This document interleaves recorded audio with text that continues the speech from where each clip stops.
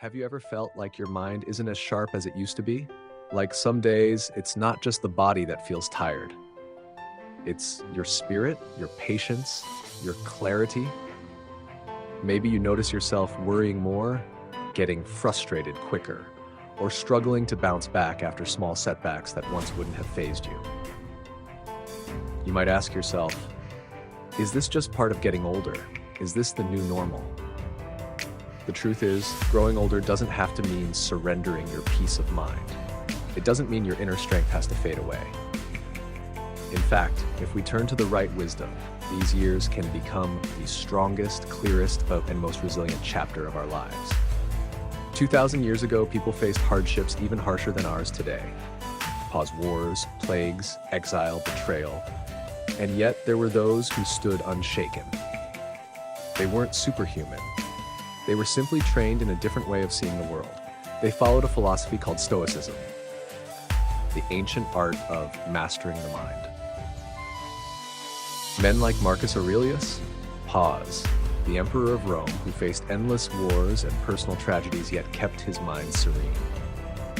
Or Epictetus, born a slave, crippled from a young age, who still taught generations how to be free inside, no matter the circumstances. And Seneca, who found wisdom in adversity and taught others how to live and die with dignity. Stoicism isn't about ignoring problems or pretending life is easy. It's about learning to face life with strength, with clarity, and with the kind of calm that no outside event can steal from you. Today, I want to share with you 3 timeless principles from Stoicism. Simple practices you can begin right now that can rebuild your mental strength, calm your emotions, and help you regain control over your inner world. Because no matter what your age, your mind can become stronger, clearer, and more peaceful than ever before. Let's start with the first principle. One of the greatest sources of mental exhaustion is fighting battles we cannot win, trying to change what is outside our control. Epictetus taught, some things are up to us and some things are not. It sounds simple, but think about how much stress comes from forgetting this. Imagine waking up each day and saying, I will focus only on what is mine to shape. I release everything else. How much lighter would your heart feel? How much energy would you save?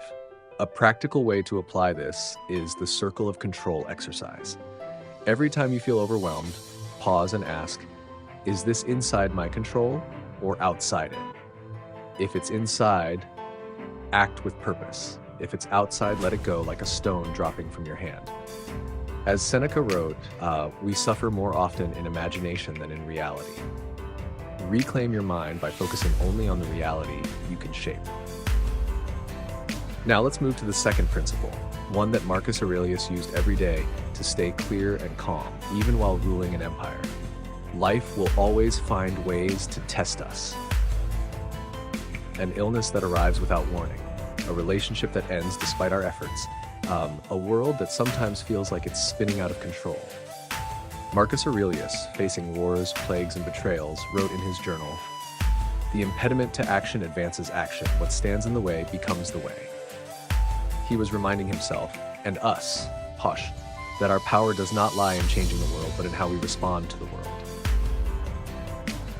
The Stoics teach us, it's not what happens to you that matters most. It's who you become because of it. And that brings us to the third principle. Pause, the one that protects your mind from being poisoned by negativity in a world full of noise. Every day we are bombarded with information. News headlines filled with fear. Conversations soaked in gossip and complaint. Social media overflowing with outrage and distraction.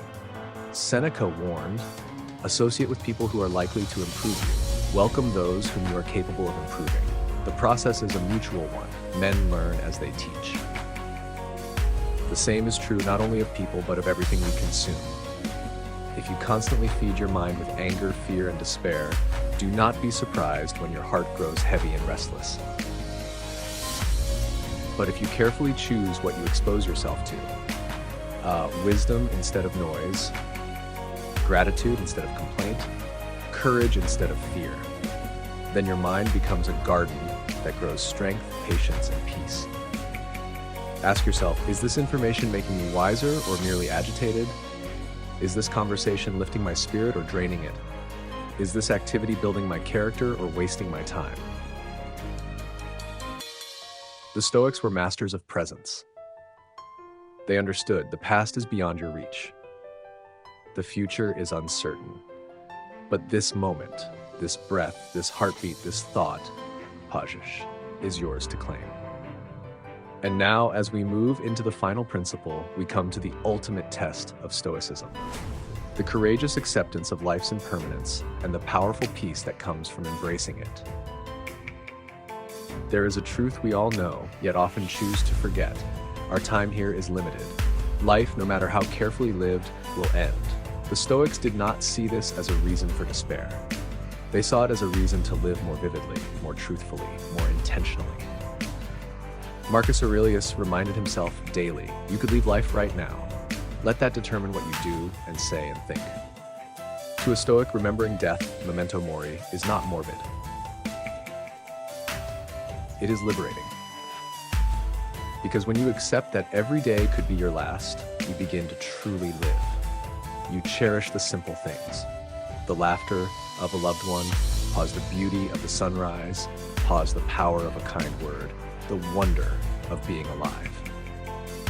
Think about it. If today were your last, would you spend it worrying about what others think? Would you waste it on anger, on petty grievances, on meaningless distractions? Or would you pour yourself fully into this day, leaving nothing unsaid, no kindness withheld, no dream unexplored? And so in every heartbeat, in every moment of awareness, pause. We become truly alive.